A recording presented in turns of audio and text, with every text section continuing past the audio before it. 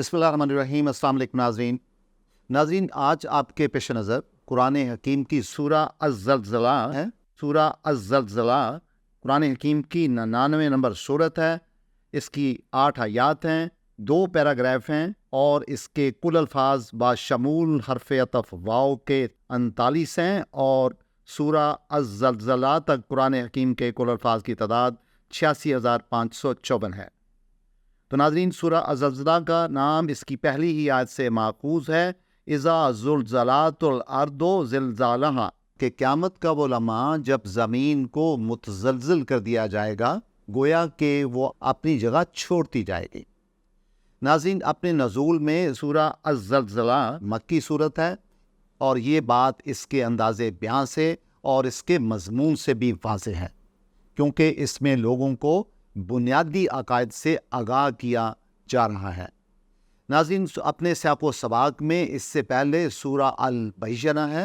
اور سورہ البینہ میں کتاب کے ساتھ رسول کریم کو مبعوث کرنے کی حکمت پائی جاتی ہے، اور پھر اہل کتاب کا شرک اور گمراہیاں ہیں ان کا ذکر پایا جاتا ہے، اور مومنین اور کفار کی جزا و سزا کا ذکر ہے۔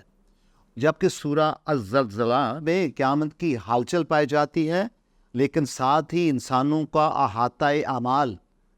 کو واضح کیا گیا ہے، اور پھر یوم حساب اور جزا و سزا کا منظر ہے۔ ناظرین، اپنے موضوع اور مضمون میں گویا کہ اس میں قیامت کا منظرنامہ پایا جاتا ہے، اور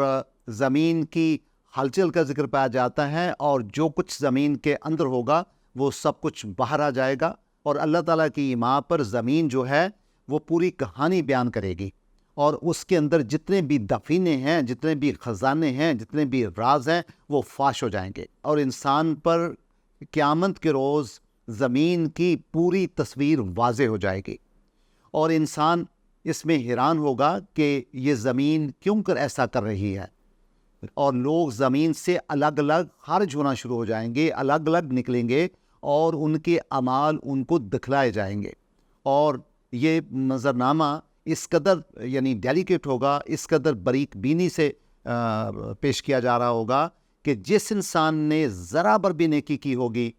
وہ بھی اس سے واقف ہوگا، اور جس نے ذرا بر بھی برائی کی ہوگی وہ بھی اس کو دیکھ لے گا۔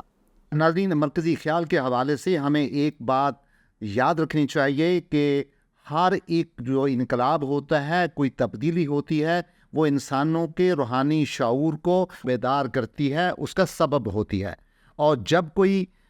قیامت صغریٰ یا ایک بہت بڑی تبدیلی جو انسان کو مشکلات میں ڈالتی ہے وہ آتی ہے، تو یقیناً جو انسانی شعور اور بیداری ہے وہ بہت تیزی کے ساتھ اور بڑی مقدار میں اور بلندی پہ جا کے اپنے عروج کو پہنچتا ہے۔ اور اسی طرح جب قیامت صغریٰ جیسے مناظر دنیا پہ واقع ہوتے ہیں، تو یقیناً انسان کی جو حالت بیداری ہے اور انسان کا جو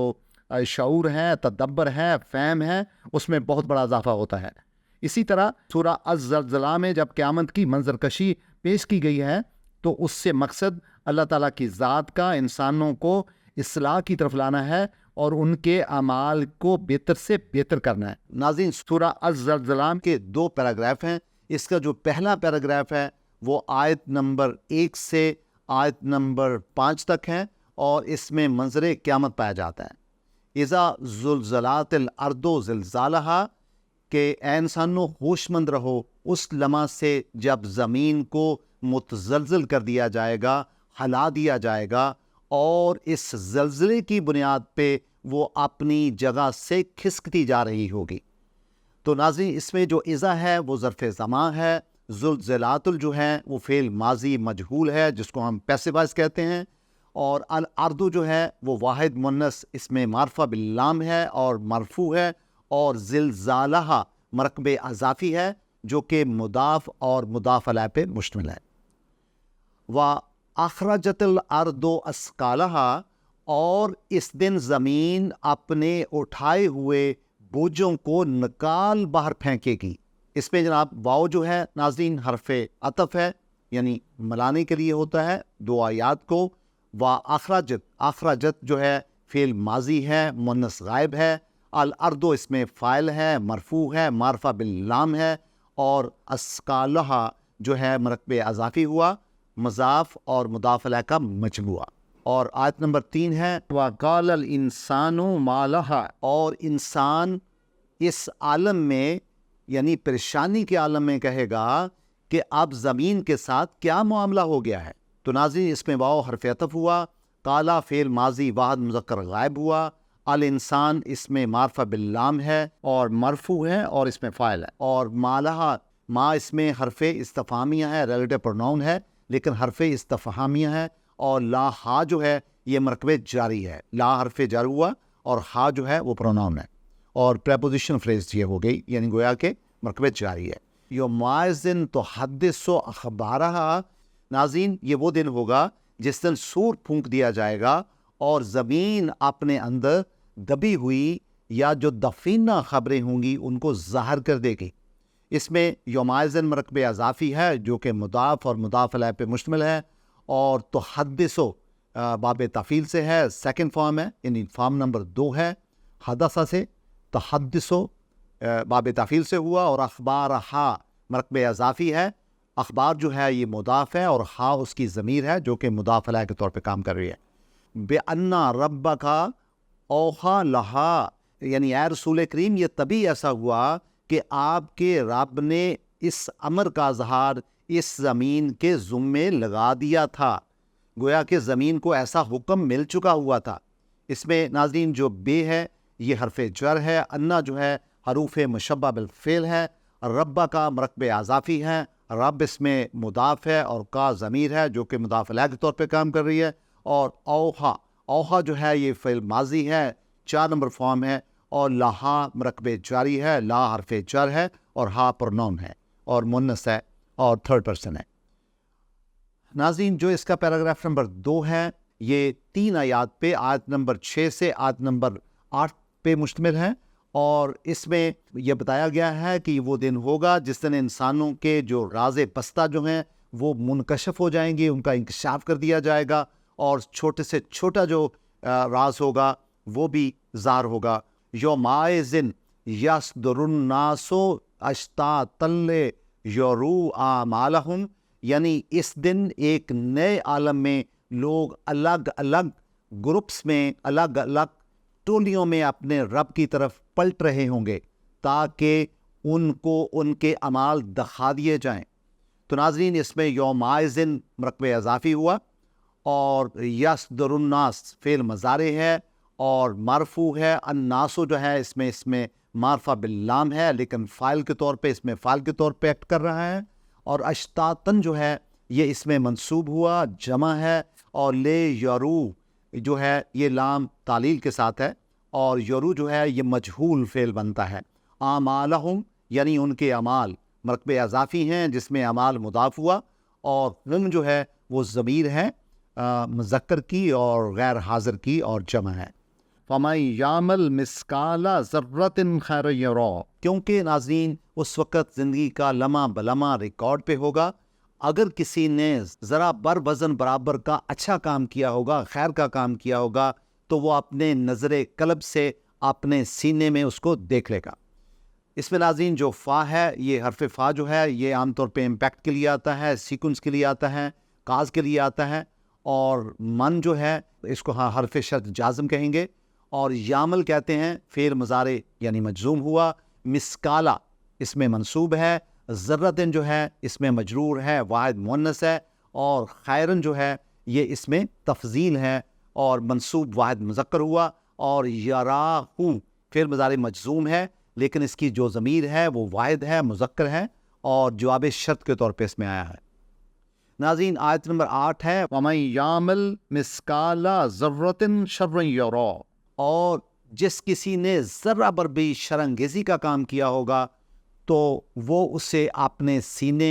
میں نظر قلب سے دیکھ لے گا، اور اس میں جو واو ہے حرف عطف ہوا، من جو ہے ناظرین یہ اس میں شرط ہے اور جازم ہے، اور یامل جو ہے فعل مضارع مجزوم ہے، مسکالا اس میں منصوب ہے، ذرتن اس میں مجرور واحد مؤنث ہوا، اور شرع اس میں تفضیل ہوا شرن، اور یراہو فعل مضارع مجزوم لیکن جواب شرط کے طور پہ آیا ہے۔ سورہ الزلزلہ ایک حقیقت کا انکشاف کرتی ہے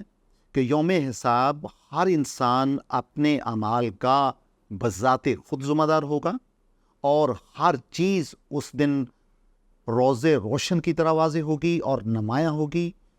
معمولی سے معمولی نیکی یا چھوٹی سے چھوٹی برائی بھی چھپ نہیں سکے گی، اور اسی بنیاد پہ ہر انسان کو اس کی جزا اور سزا ملے گی جو کہ اس کے اعمال کے عین مطابق ہوگی۔ دوسرا میسج یہ ہے کہ اہل ایمان اور جو صالحین ہوں گے ان کو گناہ گار لوگوں سے، اہل جہنم لوگوں سے دور لے جایا جائے گا، سیپریٹ کر دیا جائے گا، اور ان کا معاوضہ ان کے خوبصورت اعمال کی بنیاد پہ انتہائی احسن ہوگا۔ ناظرین، سورہ العنکبوت میں قرآن کی فرماتا ہے کہ الذین آمنوا وعملوا الصالحات، کہ یقیناً وہ لوگ جو اعلیٰ عمل کرتے ہیں اور اللہ تعالیٰ پہ ایمان رکھتے ہیں، اللہ تعالیٰ کی آیات پہ ایمان رکھتے ہیں، تو اللہ تعالیٰ کی ذات ان کو کیا معاوضہ دے گی؟ لا نکفرن عنہم سیئاتہم، کہ اللہ تعالیٰ کی ذات ان کے برائیوں کو، ان کے گناہوں کو ان سے دور کر دے گی، اور پھر معاوضے کے طور پہ کیا کرے گی؟ ولا نجزینہم احسن، اور ان کی جزا جو ہوگی وہ بہت آسن ہوگی۔ کیوں ہوگی؟ الذی کانوا یعملون، اس بدلے میں جو وہ عمل کیا کرتے تھے۔ اور ناظرین، دوسری طرف یہ ہوگا کہ جو اہل جہنم ہوں گے ان سے کہا جائے گا فَذُوقُوا، تو پھر اب مزہ چکھو آپ، فَلَن نَزِيدَكُمْ إِلَّا عَذَابًا، کہ آپ کو اور کچھ نہیں ملے گا سوائے اس کے کہ آپ کو اضافے کے ساتھ صرف عذاب اور صرف عذاب ہی دیا جائے۔ گویا کہ نار جہنم جو ہے اس میں وہ جلیں گے اور ان کی مشکلات برداشت کریں گے۔ ناظرین، گویا کہ سورہ الزلزلہ اپنی 8 آیات اور 39 الفاظ کے ساتھ ہمیں دعوت دیتی ہے کہ ہم اس کے ایک ایک لفظ پہ، ایک ایک حرف پہ غور کریں، اس کے مرکبات کو صرف اور نحو کی روشنی میں سمجھیں، اور اس کے معانی کو انڈرسٹینڈ کرتے ہوئے، اپنے دل و دماغ میں امرس کرتے ہوئے اس کا اطلاق اپنی زندگیوں پہ کریں، اور ہم قرآن حکیم کے آیات کو تدبر اور تصریف کی روشنی میں سمجھیں، اور اس کے مطالب کا اطلاق اپنی زندگیوں پہ کریں، اور اس کی تلاوت اپنی نمازوں میں کریں، تاکہ ہمارے دل و دماغ اس سے منور ہوں اور روشن ہوں۔ ناظرین، بہت شکریہ۔